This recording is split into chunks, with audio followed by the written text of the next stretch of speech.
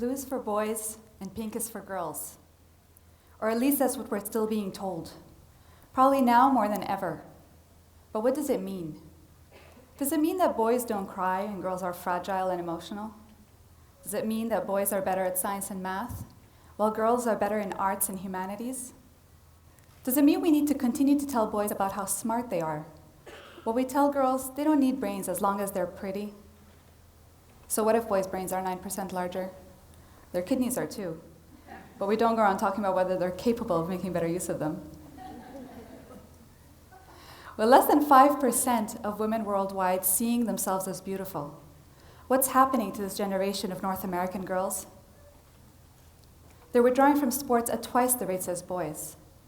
60% of them quit activities because they're unhappy with their bodies or looks.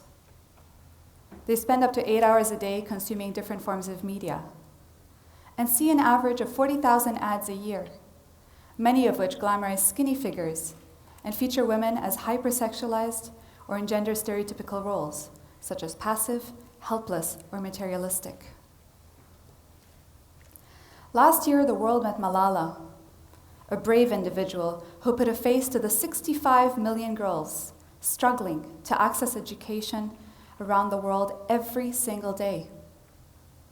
North American girls, on the other hand, are crippled, despite every opportunity afforded to them. They're born into increasingly pink bedrooms, shopping in pink aisles full of disproportioned dolls and stereotypical toys, while being conditioned to idolize princesses. When a girl spends her early years playing princess with the goal of being fairest of them all, why are we shocked when she grows up wanting to be sexiest of them all? With a heavier focus on their looks than their brains, how long will it take for boys and girls to be on equal footing? Unless we disrupt this pattern, we'll never get there. Now we can point our fingers at the media or suits in office towers for not providing women with equal opportunities, but we also need to look at our own actions. We're the ones calling our daughters princesses. From the day they're born, we're the ones talking to them differently, fostering social and emotional disparities between them and boys, booking their spa appointments from the time they turn 2, and paying for their cosmetic surgeries from when they're as young as 7. This is happening while their brothers get to spend time building blocks, be superheroes, and play sports. Boys grow up being told to be ambitious, while their capability to accomplish great things is encouraged. They have role models, mentors at work, take on top positions, and are rarely, if ever, questioned about whether they'll be able to balance work with home life. But if we want girls to grow into women who believe in their self-worth, who do not underestimate their own abilities, who believe they're worthy of love for who they are, rather than how they look, act, or dress, then we need to start conveying the same respect and encouragement we give boys. Children, and that includes girls, are wired for struggle. It's our job to prepare them for life's challenges. Let's not wait for the media to teach them about who they are or what they can achieve, so they don't fall to societal pressures that tell them to focus on being nice, thin, polite, instead of on their education and careers. I'd like to share with you a story of a girl I once knew who lived a pink life.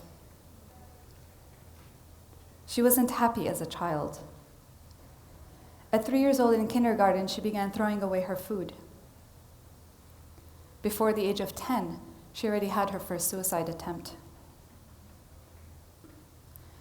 By age 12, with the heavier influence of media, full-on anorexia consumed her life. At 14, the idea of starving and then throwing up whatever food she allowed herself to eat became an appealing way to feel in control of the negative emotions, while also attempting to resemble the feminine ideal perpetuated by the media. In her senior year in high school, when international college reps came to visit, her principal walked in to select a few of the top students. Although she was told that her parents wouldn't allow a girl to study abroad, or that her grades weren't high enough, She insisted on joining the group. And a year later, off she was to acquire a post-secondary education thousands of miles away from home. Why is this important?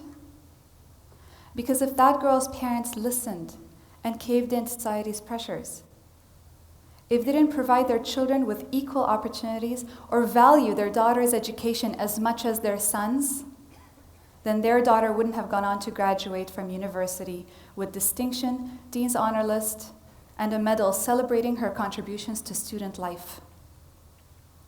She wouldn't have gone on to complete her master's at McGill University with Dean's Honor List and a policy fellowship, the same university she was told in high school not to bother applying to. One, because apparently she wasn't smart enough. And two, because she was the less favorable gender.